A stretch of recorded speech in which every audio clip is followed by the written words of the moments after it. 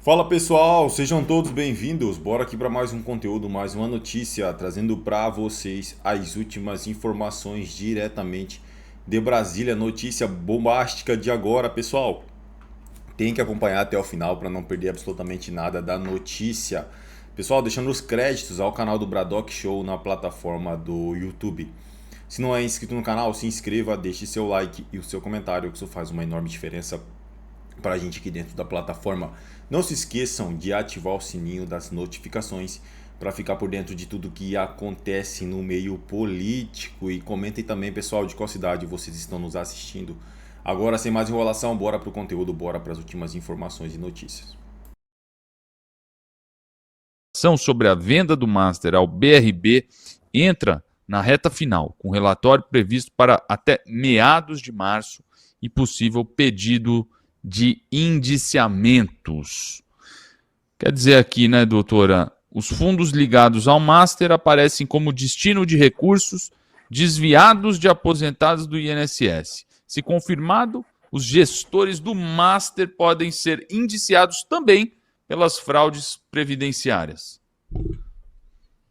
Deixa eu só voltar aqui também no tema anterior para deixar claro para quem está assistindo essa questão da AGU, né? Que você falou, vou aqui no mesmo tema, mas são temas diferentes. Qual que é o ponto? A AGU em 2023, né? 2023, começo da gestão do governo Lula, a AGU tem que defender, de certa forma, as instituições, o INSS. Então, ela deu uma orientação.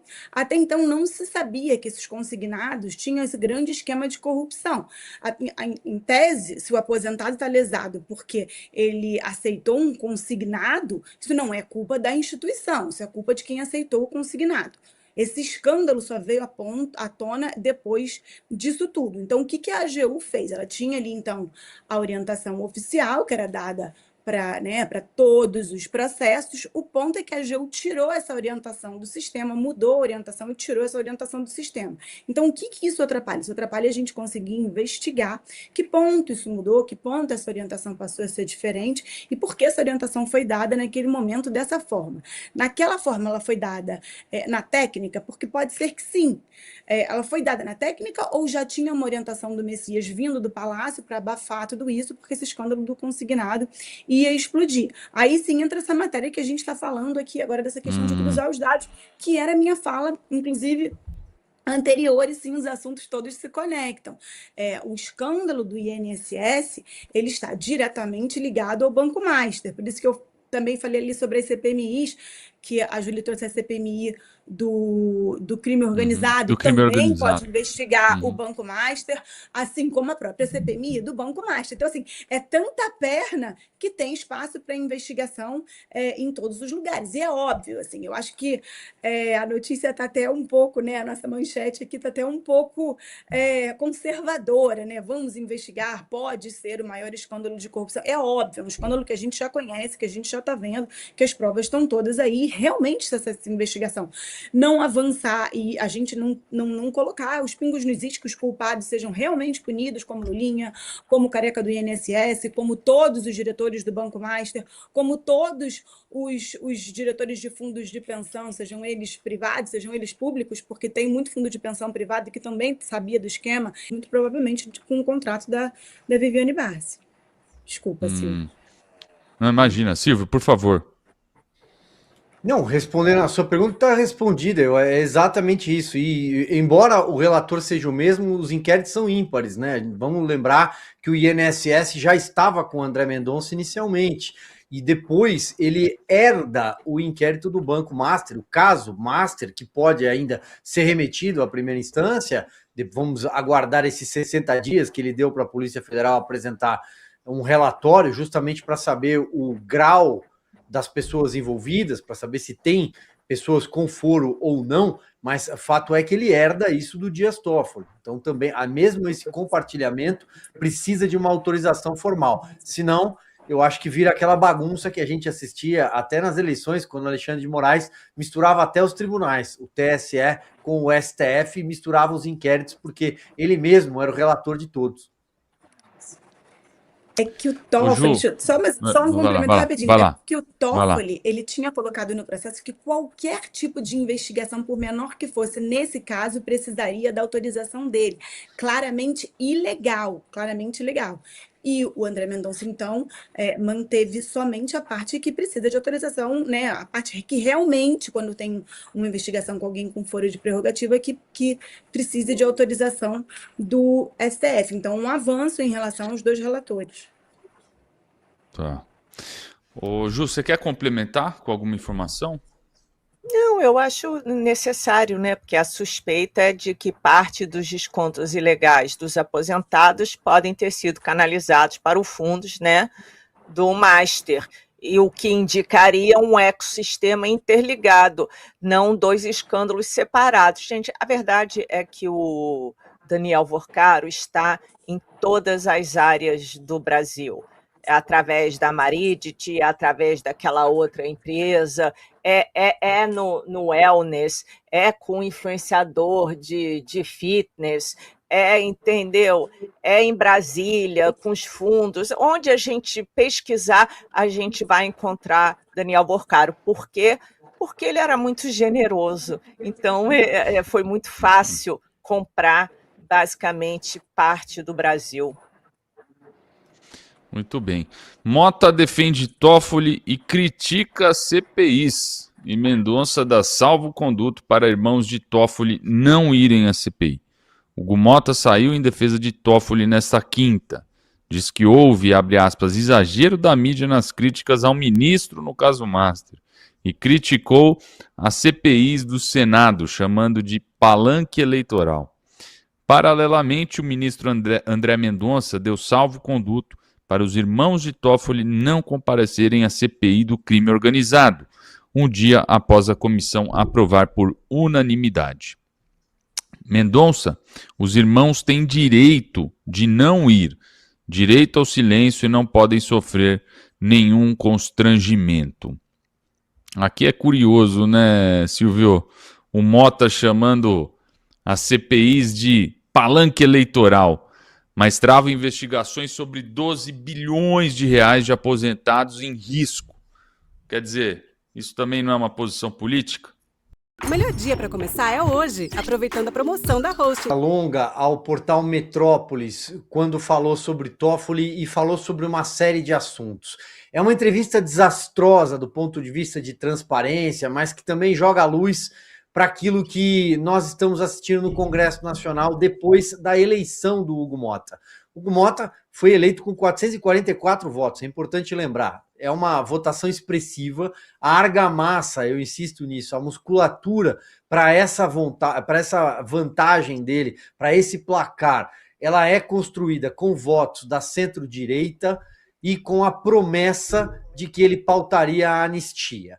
Depois da eleição dele, é que nós descobrimos quem era o Hugo Mota. E sim, a centro-direita apoiou ele porque havia uma construção, um acordo que ele não cumpriu, um trato que ele não respeitou para pautar a anistia. Por isso a direita apoiou a eleição dele naquela ocasião.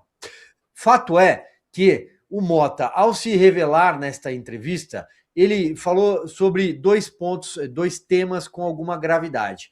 O primeiro é esse que está aí na tela, defendendo Toffoli. Nem os pares de Dias Toffoli no STF não o defenderam com a mesma veemência, com a mesma verve que Hugo Mota defendeu nessa entrevista de hoje. Basta ver que, bem ou mal, inclusive diante daquilo que vazou da reunião, segundo os relatos do que foi aquela reunião secreta dos ministros do STF, ele acabou deixando a relatoria. Mas o Hugo Mota defendeu o Toffoli, dizendo que ele estava conduzindo muito bem esse caso Master. Bom, eu acho que eu não preciso nem me alongar aqui, não vou adjetivar, mas nós ficamos sabendo ali qual é o papel do Hugo Mota como o terceiro homem na hierarquia da República, como chefe da Casa do Povo, como chefe de mais 512 parlamentares, ele faz o jogo do STF. Agora está muito claro. E o segundo ponto, eu vou só destacar aqui ainda a questão da anistia, é que ele fala que, nesta mesma entrevista, é um desserviço ao país debater a anistia nesta altura, que é um tema superado. Superado para quem, Hugo Mota? Eu vou repetir essa pergunta, porque, afinal de contas, muitos brasileiros, pais, mães, muitas famílias, muitos filhos, muitos maridos, esposas, ainda aguardam o desfecho, ainda aguardam que as tornozeleiras sejam retiradas e que punições sejam anuladas para que as casas, os lares sejam restabelecidos. Tem muita gente ainda com o relógio parado na parede, aguardando a virada dessa página do 8 de janeiro. Então, um assunto superado para quem, Hugo Mota? Meu amigo, isso traz ainda mais força aí para essa manifestação, né, Navarro? Acho que vem numa boa hora aí para o Hugo Mota, você bem lembrou, né? Ele fez grande parte aí dos votos como uma suposta aí, um suposto acordo que poderia dar uma certa luz, mas a gente viu que já grudaram no calcanhar dele também, né? Grudaram no calcanhar, ele ficou mansinho, né?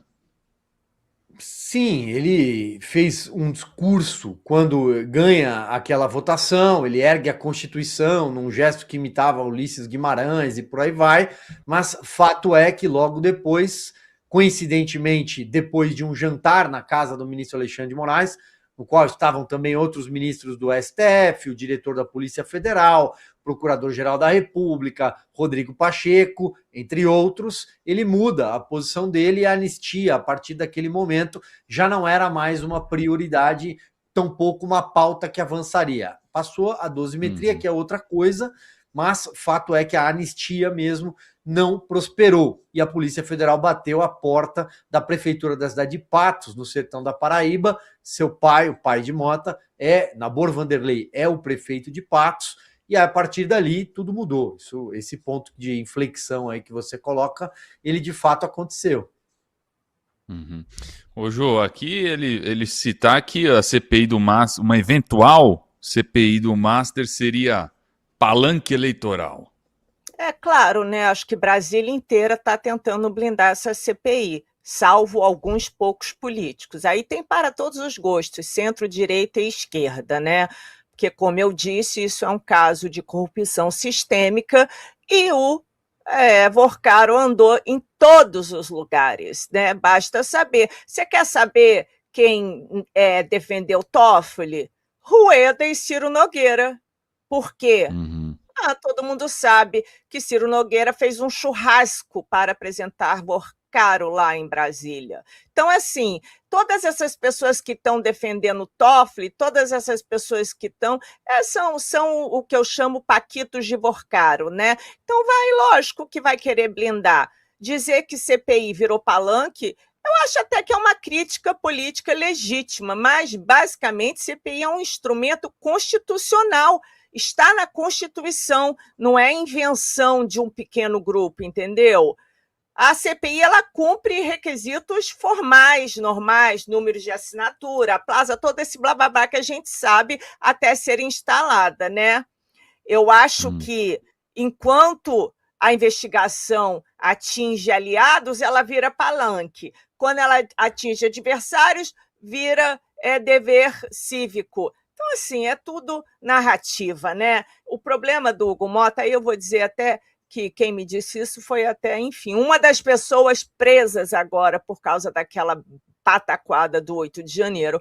Não se pode ser político, principalmente ocupando a cadeira que ele ocupa, se você tem rabo preso. E o Hugo Mota, todo mundo na família tem rabo preso. O pai, a mãe, a madrasta, ele, o cachorro, o papagaio. Então é isso. Ele vai fazer o que o governo quer, entende? Porque senão vão todos para o chilindró, sabe? E se há abuso na CPI, que questione-se juridicamente. Agora, desqualificar o mecanismo que nós temos, sabe, democracia não é confortável, fiscalização... É isso aí, pessoal, e bora aqui para mais uma notícia. Presos deixam de votar após Câmara aprovar projeto antifacção. Penas chegam a 40 anos e benefícios são vetados. texto cria novo tipo penal, impõe regime federal para líderes de facções e segue para a sanção do presidente Lula. Pessoas presas, inclusive em caráter provisório, não poderão mais votar caso o projeto antifacção seja sancionado. A mudança foi incluída na proposta aprovada pela Câmara dos Deputados na noite desta terça-feira, que também eleva penas para integrantes de organizações criminosas e milícias privadas e até 40 anos de reclusão. A alteração no Código Eleitoral foi apresentada pelo deputado Marcel Van Hatten e Messias Donato. O dispositivo proíbe o exercício de voto enquanto o indivíduo estiver sob custódia, independentemente de condenação definitiva. O texto aprovado cria a figura do domínio social estruturado, definida como atuação organizada com comando definido ou controle sistemático. A pena para quem integrar essa estrutura varia de 20 a 40 anos. Quem favorecer o funcionamento do grupo poderá cumprir de 12 a 20 anos. Condenados por esses crimes não poderão receber anistia, graça, induto, fiança ou liberdade condicional. O projeto também impede o pagamento de auxílio reclusão a dependente de presos enquadrados na nova legislação, seja em regime fechado ou semiaberto. Outro ponto determina que investigados ou condenados com indícios concretos de liderança ou participação em núcleo de comando sejam mantidos obrigatoriamente em presídios federais de segurança máxima. A proposta foi enviada ao Congresso pelo governo federal em 31 de outubro do ano passado. Na Câmara, o relator Guilherme Derrit apresentou substitutivo ao projeto de lei. Alterações promovidas pelo Senado foram analisadas e, em sua maioria, rejeitadas. É isso aí, pessoal. Agradeço a vocês pela companhia. Se não é inscrito no canal, se inscreva, deixe seu like e o seu comentário, que isso faz uma enorme diferença pra gente aqui dentro da plataforma. Valeu!